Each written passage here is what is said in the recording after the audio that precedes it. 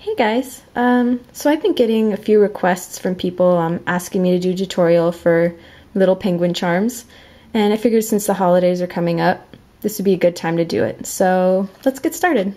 So the first thing we're gonna do is make the body. So just get a piece of clay about this big and roll it out into a ball. Once you have that, kind of make an elongated egg shape. So just kind of press in with your fingers and get it into the shape you want. I like to make one side a little bit flatter than the other. Kind of like the back is a little bit flat. Kind of press in the bottom a little bit too, just so it's like slightly flattened there.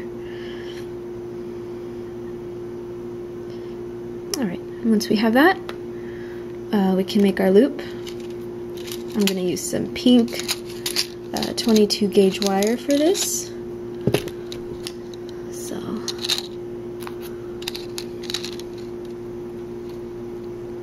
going to create the loop shape and then cut that with a little bit of excess on the bottom. And then just going to make a little hook here. There we go. Just insert that into the smaller end of the body.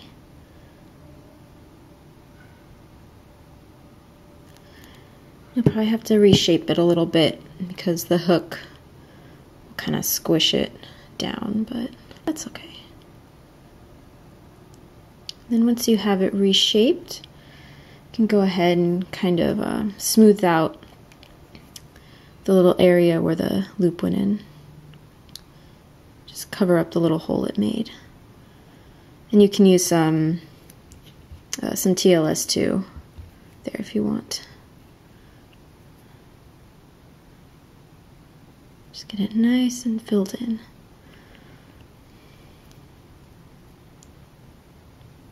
So this is what you should end up with.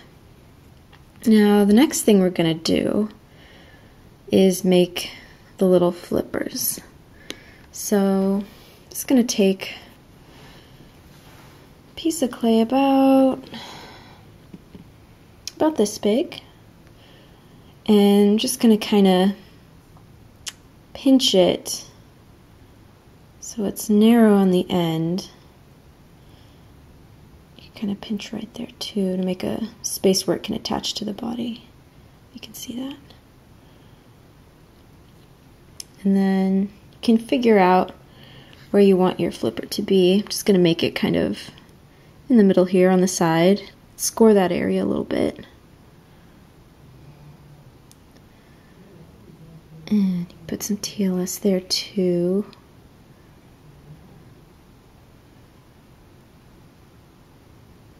A little too much. There we go. And you can score your flipper as well, kind of where it's gonna attach to the body. So once you have that, you can stick it right on there. Like that. And you can just use your needle. There we go. Just use your needle to kind of smooth it back into the body. And if it's, I think I made this a little too big for my liking, so you can just literally pinch it off and kind of reshape it. That's fine too.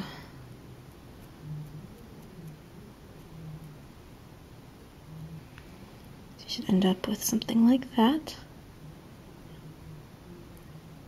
Smooth it all the way around.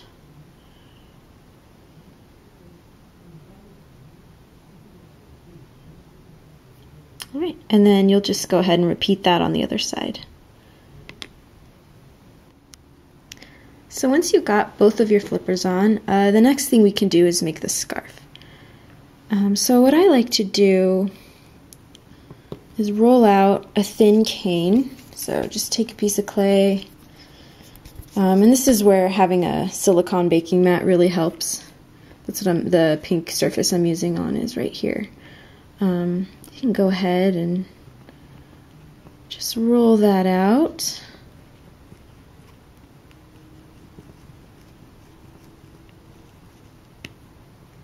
So once you've got both of your flippers on, the next thing we can do is make the scarf. So what I like to do is roll out a thin cane. So just take a piece of clay, and this is where having a silicone baking mat really helps. That's what the pink surface I'm using on is right here. You can go ahead and just roll that out. So once you get this pretty thin, I mean this is probably just like a couple millimeters thick, you can take an X-Acto and cut off more than you think you'll need.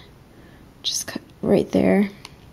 And what I like to use for this is I have this great silicone rolling pin, non-stick, and so I can very gently just kind of roll it out flat like that. It peels right off there. It's okay if it's not perfectly straight, because you'll be able to kind of perfect it once you put it on him. So then what I'm doing is I'm just kind of draping it over him a little bit, just kind of wrapping it around. There we go. And just get it in a position that you like. I like to leave some room for the beak and the face and everything. So you can just kind of play with it a little bit, get it where you want it. So once you have your scarf pretty much positioned where you'd like it, you can just go ahead and take your X-Acto and cut off the excess very gently there. I like to leave one side a little bit longer than the other. So for this one, we'll cut it maybe down here. There we go. So this is what you should end up with. And then if you want, you can just go around and kind of fix the areas where it's a little wobbly or bulging out, so it can look a little straighter.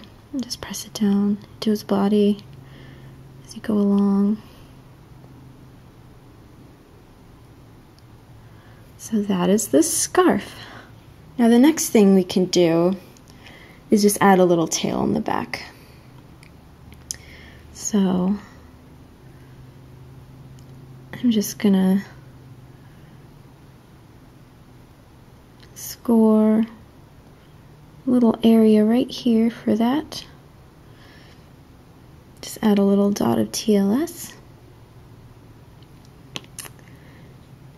And just take a little piece of clay, just about that size, and just kind of pinch it into a cone.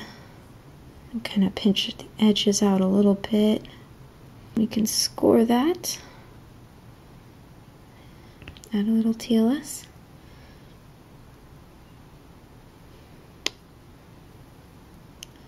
Just kind of stick that on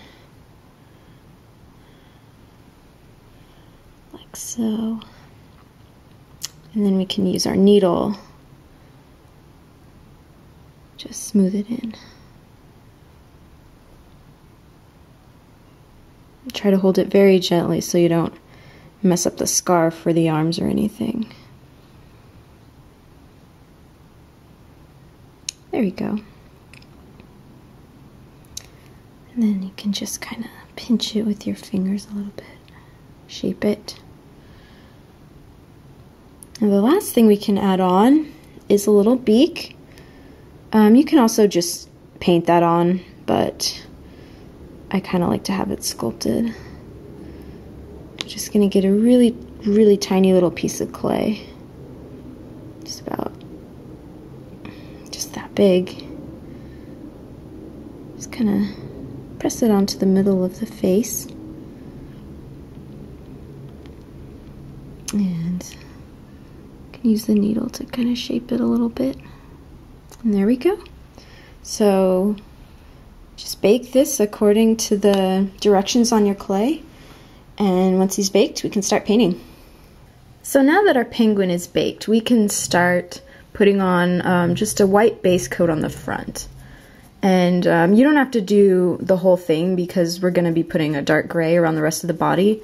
So, you know, there's no point in putting it on the white on the whole body. So we'll just do his stomach and area around his face. And it's okay if it gets on the scarf and the beak because we're going to be painting over those areas too. So once you have your base coat on, your white base coat, and it's nice and thick, one thing that I like to do is just add a very thin coat of glaze, like super, super thin, not a whole lot of glaze on there. And the reason I like to do this is it kind of protects the paint from getting like little hairs or, you know, just random little bits of things that might get on the charm. And it makes it really easy for you to just like wipe it off. I mean, especially with this white paint I'm using, it's a little bit tacky. And so before I started doing this, I would always like come back to it, you know, I'd work on it, paint it white, come back to it, and it would just be covered in dust. The dust wouldn't come off. It would be kind of just like stuck in the clay, so I'd have to redo it. But if you add this initial thin coat of glaze, it'll eliminate that problem for you. So I feel like this is a pretty important step. So once your initial coat of glaze has dried, we can go ahead and start on the scarf. And I'm using just kind of like a pale teal color for just for the base of the scarf. We're going to add some darker blue stripes later, but I'm just using kind of a medium thin brush. Just gonna go along the scarf here. And this doesn't have to be perfect because we're going to be, I mean, around the white areas you might want to kind of try to keep it in the lines, but on the back it doesn't really matter. Like, you can go outside of the lines because you're going to be painting around that area black anyways, or the dark gray or black. You could do, I mean, you could do whatever color you want for this, but I kind of prefer the charcoal color for the rest of his body. Just go along like that all the way around. So I've done about 3 coats of paint for the base of my scarf. You'll want to make sure you get, you know, up in here on the edges, just get the scarf totally covered. Now we can start working on the stripes. So I'm going to use the same, you know, thin brush, and I'm actually going to have to hold them like this for this part. And we're just gonna make some nice little stripes right here. And, you know, you might have to go back when it's dry and kind of fix them a little bit with the base color paint, you know, if they're not exactly to your liking, which I will show you how to do in a minute. But just get them, you know, as close as you can, kind of evenly spaced. And, you know, they can be thicker, they can be thinner, it's totally up to you. So this is kind of what we're going for. Just go all the way around. So once you've done your darker blue lines, it should look something like this.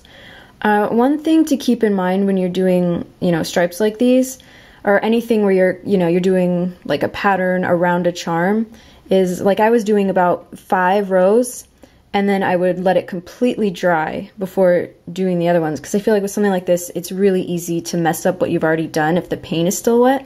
And if you're really impatient like me, I've been using a blow dryer to dry them in between these steps. Just get like a little one if you can and have it next to your craft station, and it makes it dry so much faster. Like within 10 seconds, it'll be completely dry. So now what I want to do is just kind of finesse the stripes, like go back in with my lighter blue, just kind of, you know, straighten out some of the areas where it's a little crooked or got some lumps. I feel like it's a little easier to get straight lines when you're working with like the negative space rather than trying to create them like straight out with your brush. Just kind of go in between each one. I know it's tedious, but it'll be worth it. It'll make it look a lot better. So just keep going around. So now that we've straightened out our lines on the scarf, we can go ahead and start outlining where the charcoal or black color is going to be. So you can just take that same brush. I like to start the black, like I definitely like to leave enough room, you know, for the eyes and the cheeks. So kind of start back here, just enough so that you can see it from the front. Maybe like a little more inwards there. Just whatever you think looks good. And I like to add cute little hair, like a little swirl of hair right at the forehead. And this isn't gonna look that great right now, but we're gonna go back and kind of shape it in with the white once it's dried. So keep going, do the other side.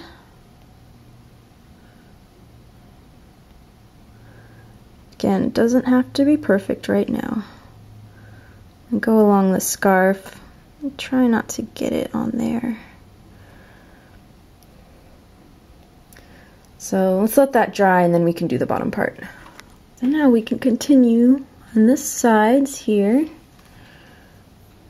Let's try to make it kind of match up where you were going on his head. And go down on his body. Can bring it in a little bit.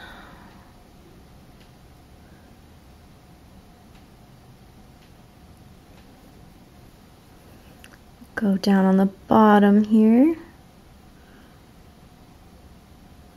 And on this side.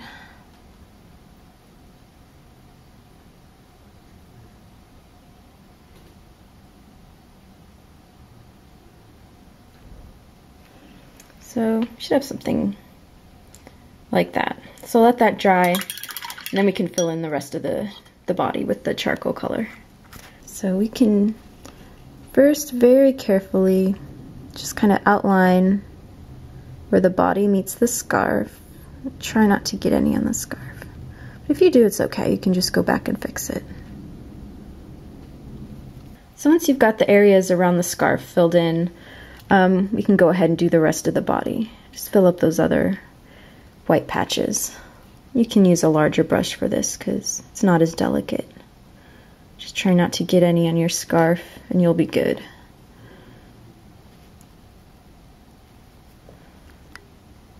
So I've done a couple coats of the dark charcoal color, get it nice and opaque. So now what I like to do is just start shaping the white area a little bit. So I'm going to start with this curl. Just kind of some paint like that. Very carefully. Just kind of get it into the shape you want it to be.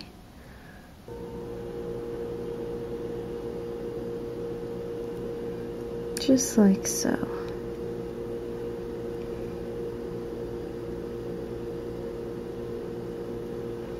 You have something kind of like that.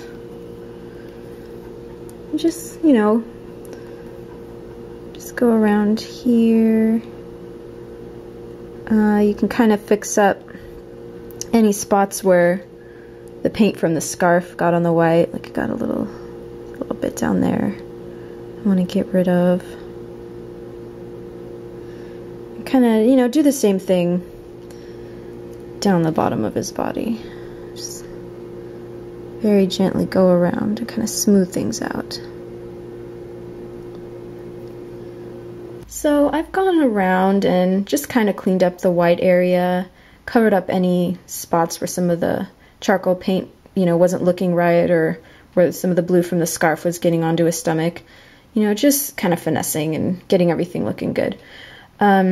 So what I've done is I've reapplied another coat of, like a really thin coat of glaze. just around the face area because I'm going to do the eyes, and in case I mess it up, I don't want the brown paint to kind of seep into the white. So I've already done one eye and let it dry. So I'm going to use my dotting tool to do the next one. It's a little hard to do it with the camera in between. I'm usually doing this, holding it right up to my face, so I will try my best to get this second eye right, but I might not. So let's see.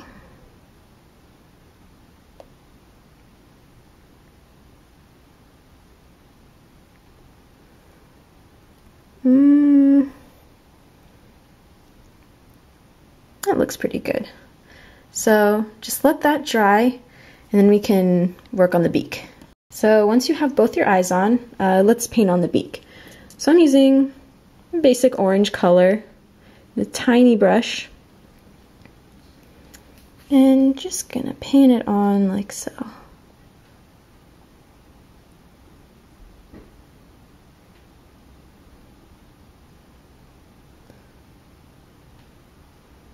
So it should look something like this. So once you've got his beak nice and dry, you can go ahead and start on the cheeks. So these are basically going to be exactly like how you put the eyes on, just with some pink paint. And just gonna dab them on right underneath. Be careful not to get it on the scarf, because it's a little close. Just like that. To the other one.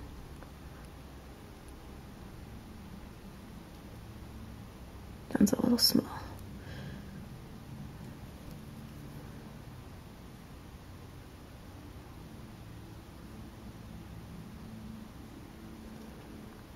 There we go.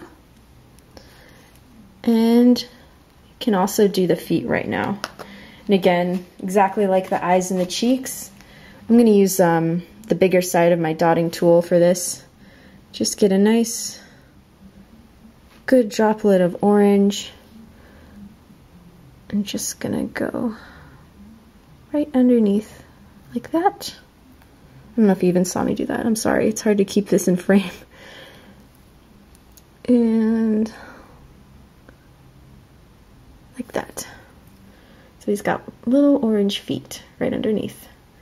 So just let all this dry, then we can move on to glazing. So now that all his features are nice and dry, we can go ahead and start glazing. I'm just going to dip him into my jar of glaze here. And I'm just going to use my brush to get off any excess. I like to do a few coats of these. Do at least 3, but you can do more than that. Sometimes I do like 5 or 6, because I like these to be really thickly glazed so they're well protected. I'm actually using a floor varnish for this, which is super durable. And I've had charms that I've used for a couple years, and this glaze really does last a long time. So yeah, just do a few coats, get them nice and covered. So this is what your penguin should look like when he's nice and shiny and glazed. So thanks so much for watching. I hope you guys enjoyed this tutorial.